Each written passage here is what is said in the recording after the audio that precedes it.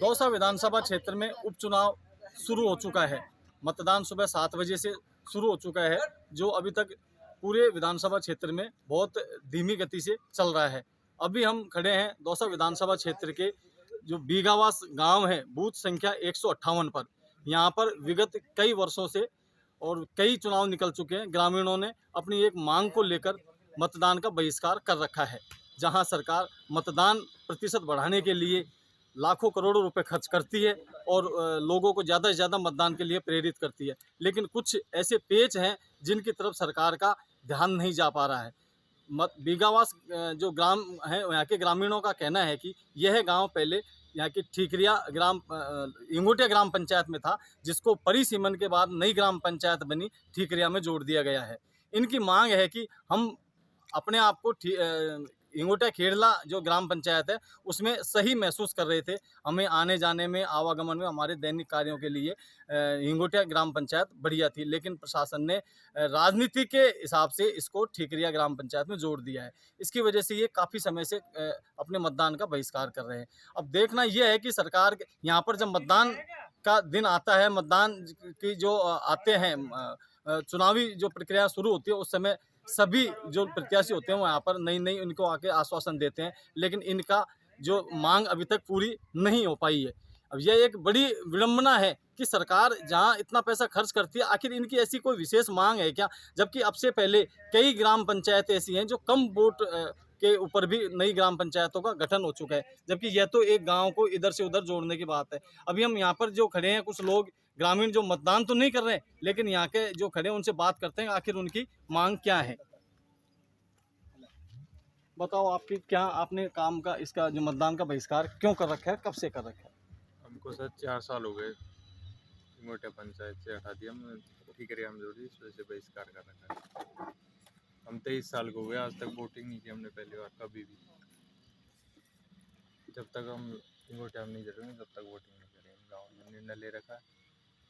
तो आपके लिए प्रशासनिक स्तर पर काफ़ी प्रयास होते हैं, राजनीतिक स्तर पर? हाँ, प्रयास काफ़ी होते हैं, लेकिन गाँव ने मना कर रखा है, वोटिंग नहीं करेंगे। और भी हमारे पास में है, उनसे जानेंगे कि क्या समस्या है। सर, समस्या तो एक ही है हमारे गांव की, कि हमारे गांव को जो है इंगोटिया पंचायत में मिलाया जाए, ठीकरिया पंचायत से हटा के और वापस इंगोटिया पंचायत में मिला दिया जाए, तो इस समस्या का समाधान भी हो जाए। क्योंकि गांव वाले ये चाहते हैं कि हमारा इंगोटिया पंचायत है जो बिल्कुल नज़दीक है हमारे गांव से, ठीकरिया पंचायत हमें अपोजिट जाना पड़ता है और आवागमन में भी दुविधाएं रहती है। तो हमारा एक जो है वापस इस गांव को इंगोटिया पंचायत में मिला दिया जाए तो ये सारी समस्या का समाधान ही हो जाए। और विगत कई वर्षों से हमारा गांव इस मांग को लेके काफ़ी संघर्ष भी कर चुका है, हर अधिकारियों को भी अवगत करा चुका है, जनप्रतिनिधित्व को भी अवगत करा चुका है। सबको अवगत कराने के बावजूद भी इस चीज़ पे ध्यान नहीं दिया जाता है। इलेक्शन होते हैं उस टाइम तो ज़रूर लोग आते हैं, सभी जनप्रतिनिधित्व भी आते हैं और आश्वासन भी दे के जाते हैं, पर आश्वासनों का कुछ नहीं, मतदान के दूसरे दिन के बाद ही सब भूल जाते हैं इस चीज़ को। तो हमारी तो एक ही मांग है कि हमें इंगोटिया पंचायत में मिला दिया जाए और इस चीज़ का जो है हमारा गाँव वापस अपना जो है मतदान चालू कर सके।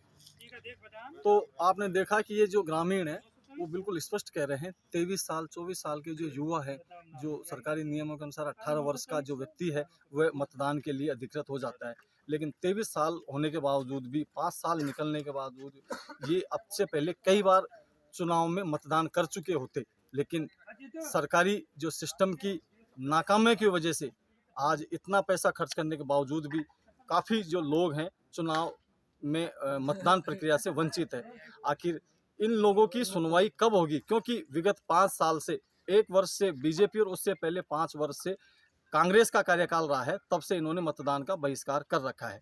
अब देखने वाली बात यह है कि आखिर जो राजनीतिक लोग और सरकारी जो सिस्टम के लोग इनको समझाइश करने आते हैं, क्या वास्तव में वो इनकी जो समस्या का समाधान करना चाहते हैं या सिर्फ इनको चुनावी प्रक्रिया के तहत आश्वासन देकर ही अपने आप को सीमित करते हैं?